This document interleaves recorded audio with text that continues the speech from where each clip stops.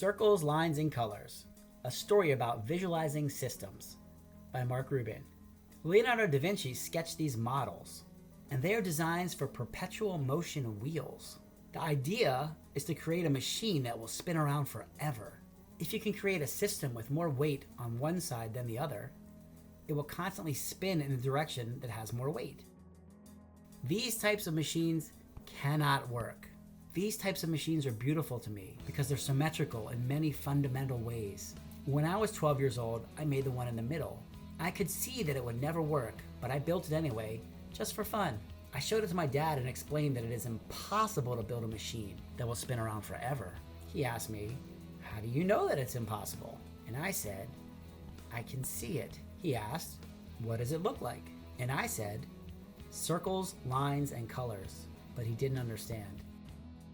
It always annoyed me that I couldn't explain it. So, after all these years, I'm going to tell you the story of how I imagined and built this machine.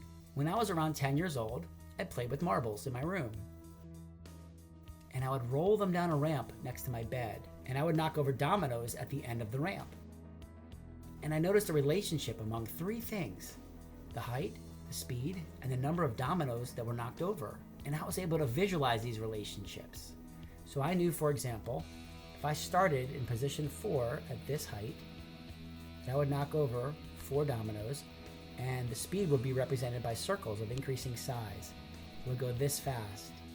If I started, for example, at position 2, I would knock over 2 dominoes, and it would go this fast. But I always had hundreds of marbles on my floor in my room, and I didn't like cleaning them up. I thought, maybe I can make a machine that will pick up a marble as I roll a marble down the ramp. And I realized if I could create that type of system, it would run forever. And this is where I ended up. Now, my model wasn't identical to Da Vinci's system. The main difference was I had 6 curve ramps, and Da Vinci had 12, and I had magnets to try to move the marbles into position. I used metal marbles that came from a pachinko machine, and they had iron in them, and they were attracted to the magnet. So the idea was to try to convince these marbles to move to the left a little bit, which would make it tip in this direction. Although my model wasn't identical to Da Vinci's, it was basically the same idea. I could see that it was always in balance. I could see that the weight of the marbles on the left side always equaled the weight of the marbles on the right side.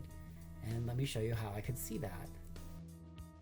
I can keep track of a lot of related things, and what I was able to do was keep track of the position of the marbles within the wheel, an understanding of their positions as it related to the left side and the right side of the wheel,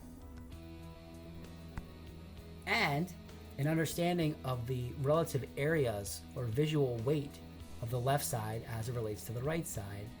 And what I found is that no matter how I configured the ramps, and no matter where I placed the magnet, the left side always equaled the right side in terms of weight, and therefore it was always in balance and it wouldn't spin. So I knew that it would never work, but I made it anyway because I wanted to see it spin around, because I couldn't model how long it would spin before it stopped. I've been able to model many different systems in my imagination. I always wanted to explain how I visualize things to other people. Up next, I'm going to show you a visual model of a business system. And this was Circles, Lines, and Colors, a story about visualizing systems.